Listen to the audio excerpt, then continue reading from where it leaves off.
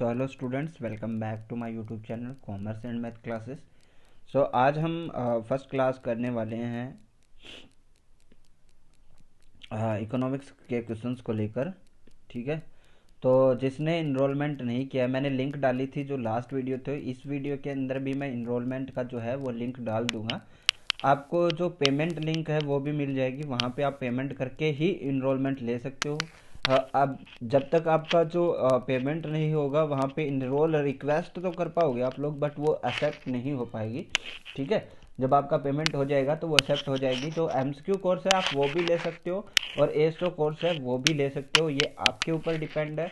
मैं कोशिश यही करता हूँ कि जितने ज़्यादा एमसीक्यूज हो उतने ज़्यादा मैं आप लोगों के साथ शेयर कर सकूँ, बिकॉज कुछ चीज़ें जो है बहुत इंपॉर्टेंट हो जाती है। जैसे एमसीक्यू डिस्कस करना एक इम्पॉर्टेंट चीज़ है, क्योंकि अगर मैं थियोरटिकल चीज़ें आपको पढ़ा दूँ तो फिर वहाँ पे समस्या ये आएगी, आप क्वेश्चन देखोगे तो समझ नहीं पाओगे कि क्या पूछा है।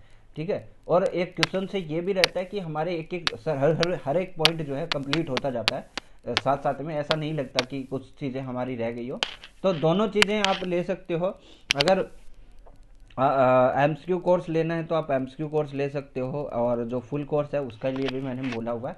अगर आप फुल कोर्स नहीं लेना चाहते या फिर आप एक दो चीज़ें कवर करना चाहते हैं, जैसे एमसीक्यू कोर्स तो मस्ट है, ये हर एक स्टूडेंट को लेना भी चाहिए और करना भी चाहिए, मैं तो यही बोलूँगा मेरे हिसाब से, क्योंकि एमसीक्यू इज़ मस्ट इम्पॉर्टेंट चीज़ है। ठीक है, और कुछ स्टूडेंट बोल रहे हैं कि सर इंग्लिश में क्या एमसीक्यूज मिल पाएंगे, तो मैं कोशिश करूँगा कि इंग्लिश में आप लोगों के साथ जो है एमसीक्यू जो प्रोवाइड है वो करवा पा रहा हूँ। ठीक है, चलिए शुरू करते हैं हम आज की क्लास को। इकोनॉमिक्स के क्वेश्चंस लेते हैं, कुछ क्वेश्चंस। पहला बोला हुआ है, सकल घरेलू उत्पाद प्लस विदेशों से प्राप्त निवल कारक आय यानी gross domestic product plus net factor income from abroad हम जोड़ देंगे तो फिर वो क्या बन जाएगी। तो वो क्या बन जाएगा, वो बनेगा आपका जो ग्रोस नेशनल प्रोडक्ट है वो आपका बन जाएगा, जिसको हम क्या बोलते हैं, जीएनपी बोलते हैं। अब यहाँ पे समझने वाली बात क्या है, पर्सनल इनकम क्या होती है। पर्सनल इनकम यह होता है, ये होती है जो आप इंडिविजुअली कमाते हो, जो आप जिससे आप अपने एक्सपेंसेस वगैरह पे करते हो। एक्सपेंसेस है आपकी और जो खर्चे हैं वो सारे पे करते हो इंडिविजुअली, जो आप कमाते हो वही आपकी पर्सनल इनकम होती है। फिर बोलता है कि यहाँ पे दिया हुआ है पर्सनल डिस्पोजेबल इनकम, इसको हम क्या बोलेंगे, पर्सनल जो डिस्पोजेबल इनकम है वो क्या होती है कि आपकी जैसे पर्सनल इनकम है उसमें से अगर आप टैक्स घटा देते हो तो फिर वो क्या हो जाती है, आपकी पर्सनल डिजो डिस्पोजेबल इनकम हो जाती है, जिसको हम पीडीटी बोलते हैं जो है शॉर्ट फॉर्म में। फिर हम बात करते हैं कि जीएनपी क्या है। जीएनपी से पहले हमें समझना पड़ेगा कि जीडीपी क्या है। देखिए, कोई भी भारत जैसे इंडिया है हमारा देश है, अगर इसकी सीमा के अंदर जो भी उत्पादित होता है उस उत्पादन का जो उत्पाद है उसका जो अंतिम मूल्य होगा, उन सभी चीज़ों का योग हमारे लिए क्या होता है, जीडीपी होता है। और जीडीपी में से जैसे जीडीपी हमारी सीमा में कुछ विदेशी लोग भी कमाते होंगे, जैसे नेपाल से लोग आते हैं वो यहाँ से कमा के आपके अपने देश भेजते हैं। तो और कुछ लोग ऐसे भी हैं जो इंडिया से बाहर गए हुए हैं, वो कमाती है हमारे इंडिया में बेचते हैं। अगर आप जीएनपी निकालोगे तो आपको क्या करना पड़ेगा, तब आप क्या कर दोगे कि जो इंडिया वालों ने कमाया है बाहर और अपने देश में भेजा है वो आप लोग क्या कर दोगे, जोड़ दोगे जो फॉरेन इनकम हमसे आती है, और माइनस किसको कर दोगे, जो नेपाल वाले लोग हैं या फिर कोई भी और देश का जो हमारे देश से कमाकर दूसरे देश में भेज रहा है उसको आप घटा दोगे तो फिर वो क्या बन जाएगी, जीएनपी बन जाएगी। ठीक है, ग्रोस नेशनल प्रोडक्ट बन जाएगा। अब एक चीज समझिए कि ग्रोस और नेट में क्या फर्क होता है। ग्रोस और नेट में क्या फर्क होता है, जब भी आप इस चीज़ों की बात करोगे, यानी किस चीज़ों की, जो आप नेशनल इनकम की और जो इकोनॉमिक्स में बात करोगे, तो आप समझ लेना कि ग्रोस और नेट में सिर्फ इतना सा फर्क होता है कि उसमें डेप्रिसिएशन जो होता है वो घटा दिया जाता है। यानी ग्रोस में से जब डेप्रिसिएशन घटा देंगे हम लोग तो हमारे पास क्या बच जाएगा, नेट बच जाएगा। ठीक है, यहाँ और नेट यहाँ पे लास्ट पॉइंट क्या दे रखा है, देखिए इसका आंसर तो मैंने आप लोगों को बता दिया किसी होगा, net national product at factor cost. हम दो तरीके से जो है नेशनल इनकम जो है काउंट करते हैं, निकालते हैं। लेकिन ध्यान रखिएगा एनएनपी जो है ना, ये आपकी नेट नेशनल प्रोडक्ट जो है फैक्टर कॉस्ट पर, इसको ही हम नेशनल इनकम बोलते हैं, इसको ही हम क्या बोलते हैं, नेशनल इनकम बोलते हैं। और एनएनपी कैसे निकलती है, जीएनपी माइनस डेप्रिसिएशन। जीएनपी आप लोगों को मैंने समझाया था यहाँ पे, ये जो फॉरेन इनकम वाला करने के बाद हमारे पास क्या आता है, जीएनपी आता है, उसमें से डेप्रिसिएशन घटाते तो आपका क्या आ जाता है, gross sorry national product at factor cost आ जाता है, नेट नेशनल प्रोडक्ट आ जाता है, एनएनपी आ जाती है। ठीक है, इसके ऊपर हम बात करेंगे फैक्टर कॉस्ट और दोनों ही चीज़ों की। तो इसके लिए एक अलग से पॉइंट बनाना पड़ेगा, ये फ्लो चार्ट होता है, अगर आप एक बार समझ ले तो सब कुछ याद हो जाएगा, इसमें कुछ बड़ी बात नहीं है। लेकिन अगर अलग अलग पढ़ोगे तो इसमें थोड़ी सी दिक्कत आती है, क्योंकि भूल जाते हैं हम क्या था क्या नहीं था ना, उस चीज़ को ध्यान में रखेंगे। नेक्स्ट पॉइंट क्या कहता है, नेक्स्ट पॉइंट कहता है भारत की राष्ट्रीय आय का संकलन कौन करता है। तो भारत की जो राष्ट्रीय आय है उसका संकलन करता है सेंट्रल स्टैटिकल ऑर्गेनाइजेशन, केंद्रीय सांख्यिकीय संगठन करता है। इसकी अगर फाउंडेशन की बात करें कि कब इसको फाउंडेड किया गया, तो मई 2 1951 लिखोगे आप लोग, मई 2 1951। ठीक है, ये इसकी जो है डेट है। इसका हेडक्वार्टर सभी को पता होना चाहिए, दिल्ली के अंदर है। और इससे रिलेटेड आपसे क्वेश्चन पूछ सकता है ऑर्गेनाइजेशन से, और ये किसके अंडर काम करता है तो वो भी आपको मिनिस्ट्री पता होनी चाहिए। ये क्या है, ministry of statistic and programme implementation के अंदर काम करता है, MSOPI, आप लोगों ने नाम भी सुना होगा। और इसके जो चेयरपर्सन है वो क्या है, राव इंद्रजीत सिंह है। अगर हम बात करें CSO का मैंने आप लोगों को बता दिया, और ये सारे जो है ये CSO है और आपका क्या है NSSO, ये किसके नीचे काम करते हैं, ये काम करते हैं नेशनल स्टैटिकल कमीशन के अंदर। और ये इसको कब फाउंड किया गया था, ये जुलाई 2012 के अंदर, जुलाई 12 2006 के अंदर फाउंड किया गया था इसको। और इसके जो चेयरपर्सन है वो है बिमल कुमार रॉय, बिमल कुमार रॉय। ठीक है, इसकी मैं एक आपको PDF दूंगा, फिलहाल के लिए मैं क्वेश्चंस के थ्रू आप लोगों को बता रहा हूँ। इसका जो संगठन है ना, इनकी अलग से PDF दूंगा ताकि आप लोगों को कंफ्यूजन ना हो। इसका जो कि किस तरह, जैसे ऊपर NSS, यहाँ पे NS है, ठीक है, नेशनल स्टैटिकल जो आपका कमीशन है वो है, इसके नीचे NSSO आ जाएगा और CSO आ जाएगा। तो इनको एक डायग्राम बना के हमें समझना पड़ेगा ताकि अच्छे से याद हो जाए। ठीक है, आगे हम देखते हैं नेक्स्ट क्वेश्चन।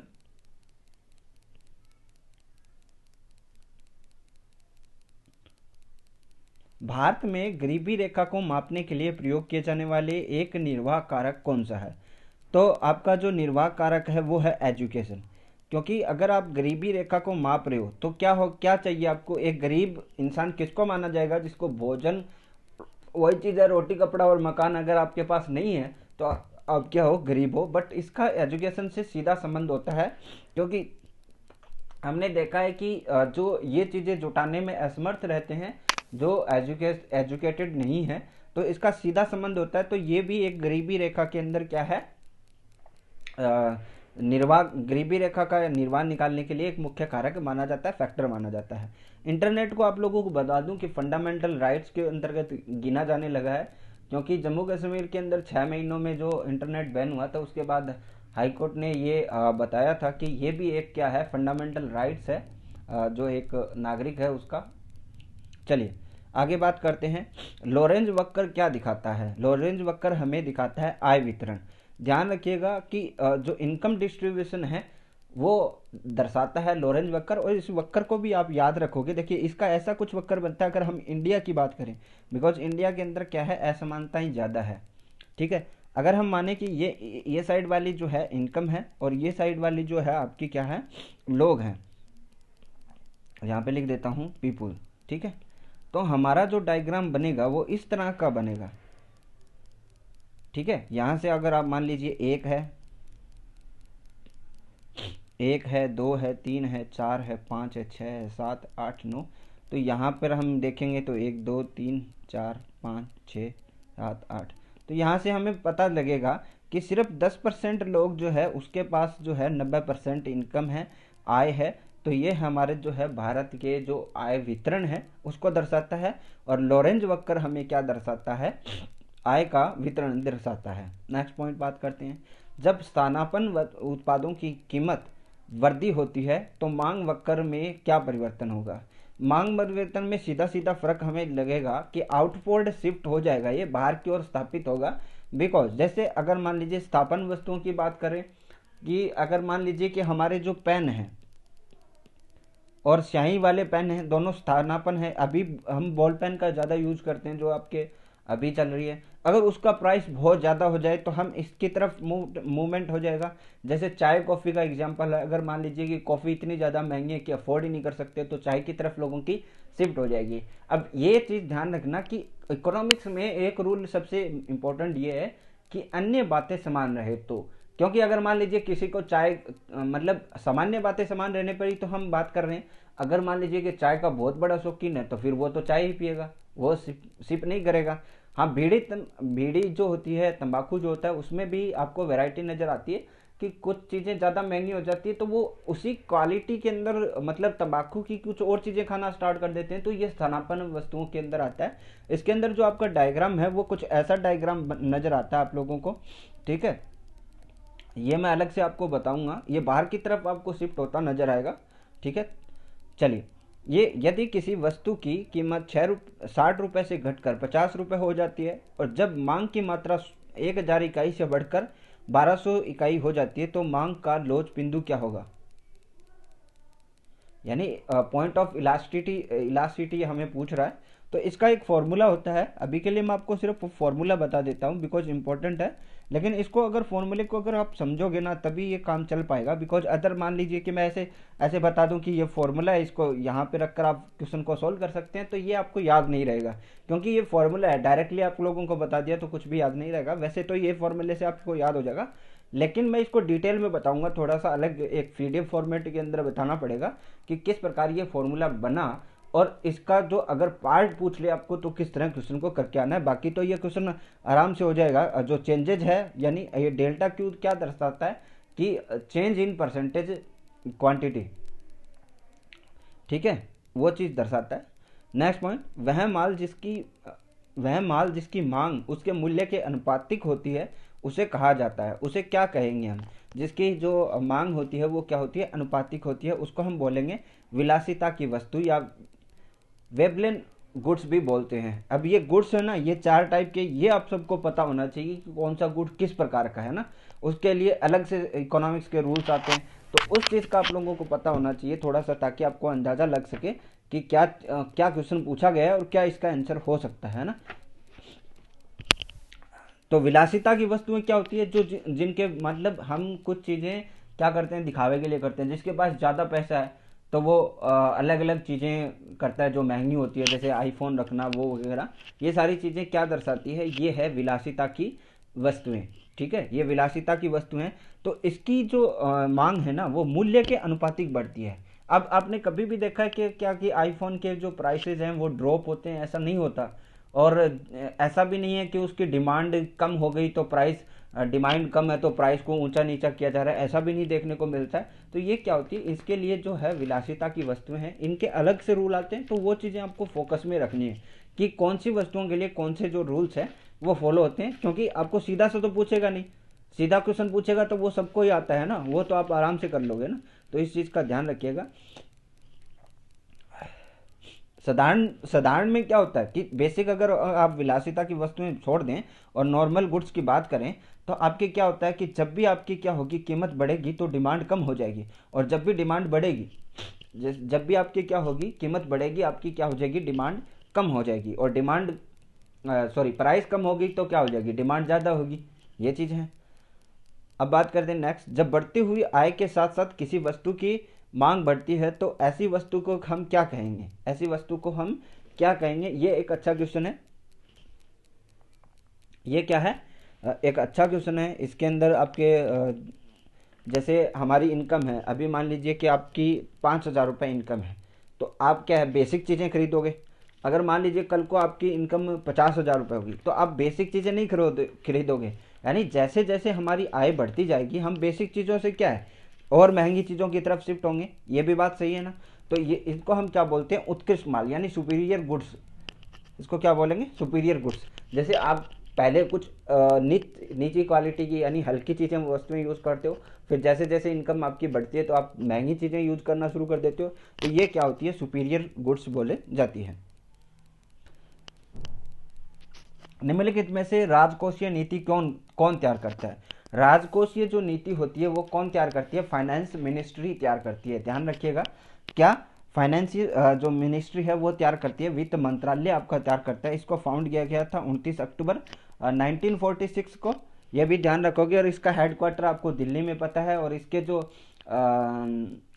इसकी जो फाइनेंस मिनिस्टर है हमारा कौन है? निर्मला सीतारमण है। ये भी आप लोगों को पता ही है, ये क्वेश्चन आपसे पूछा तो नहीं जाएगा, लेकिन फाइनेंस मिनिस्टर के अंदर राजकोष या नीति आपसे पूछा जा सकता है कि फिजिकल पॉलिसी कौन बनाता है? ये बनाता है फाइनेंस मिनिस्ट्री। अगर आपसे पूछे जो मौद्रिक नीतियां हैं वो कौन बनाता है, वो कौन बनाता है? आरबीआई बनाता है। इस चीज़ का भी आपको ध्यान में रखना है। अच्छा, जो हमारे जो वित्त मंत्रालय उसका काम क्या है कि यूनियन बजट, ठीक है, हम बजट जो पेश करता है वो फाइनेंस मिनिस्ट्री का काम है। इकोनॉमिक सर्वे है वो फाइनेंस मिनिस्ट्री का काम है। इसके नीचे काफ़ी सारे डिपार्टमेंट भी काम करते हैं, जैसे department of economic affairs, department of expenditure, finance services, तो ये सारी चीज़ें इसके नीचे काम करती हैं। सेबी की बात करें तो सेबी हमारे क्या है, सिक्योरिटीज़ एंड कमोडिटीज़ को रेगुलेट करता है। सिक्योरिटीज़ जो प्रतिभूति है और जो आपके कमोडिटीज़ है जिसके अंदर हम ट्रेड करते हैं, वो सारी चीज़ें रेगुलेट कौन करता है? सेबी करता है। और इनके अभी चेयरपर्सन कौन है? अजय त्यागी है। इनका जो मुख्यालय है वो कहाँ पे है? मुंबई के अंदर है। और इसका जो मुख्यालय कहाँ पे है? मुंबई पे। इसको फाउंड कब किया गया था? 12 अप्रैल 1992 में, 12 अप्रैल 1992 से, ठीक है। इसके एक सब्सिडरीज भी है जिसको हम NSDL बोलते हैं, वो आपके काम की चीज़ नहीं है, वो आप लोगों को पहले से ही पता होगी। नेक्स्ट बात करते हैं, औसत आय को भी कहा जाता है, औसत आय को भी कहा जाता है। औसत आय को और क्या कहते हैं? क्या बोला हुआ है कि औसत आय को हम क्या कहते हैं? उसे हम बोलते हैं पर कैपिटा इनकम, यानी प्रति व्यक्ति आय। प्रति व्यक्ति आय कैसे निकलती है कि आपकी जो नेशनल इनकम है, चाहे मान ले राष्ट्र की जितनी भी आय है, उसमें हम टोटल जो पॉपुलेशन है तो उसको हम भाग देते हैं तो पर कैपिटा इनकम निकल जाएगी मेरे हिसाब से। इसमें तो आपका कोई इश्यू भी नहीं होना चाहिए। अब देखिए कि अगर हम देखें कि कोई राष्ट्र कितना विकसित है, अर्थव्यवस्था से हमें नहीं पता चलता कि हमारा जो राष्ट्र है कितना विकसित है, इससे हमें पता चलता है पर कैपिटा इनकम से। जैसे मान लीजिए कि राष्ट्र की आय तो बहुत है, लेकिन आपको पता है कि 10% लोगों के पास क्या है? पैसा है, और 90% पास लोगों के पास पैसा नहीं है। तो क्या बताइए, क्या आप कह सकते हो क्या हमारा राष्ट्र विकसित है और यहाँ के लोग इतने ज़्यादा जो है अमीर हैं? नहीं है ना। पर व्यक्ति इनकम निकालोगे तो वो कम हो जाएगी, क्योंकि यहाँ पे जनसंख्या ज़्यादा है ना, तो वो क्या हो जाएगा? बट जाएगा। अच्छा, सबसे पहले जो नेशनल इनकम है इसका अनुमान किसने लगाया था? दादा भाई नौरोजी ने 1867 और 68 के अंदर आप लोगों को बताया गया था। 2020 के अंदर जो आपकी पर कैपिटा इनकम थी 1,08,620 रुपये थी। अभी जो करंट का डेटा है वो मुझे पता नहीं है, मैं आप लोगों को शेयर कर दूंगा जो करंट का डेटा होगा उस हिसाब से।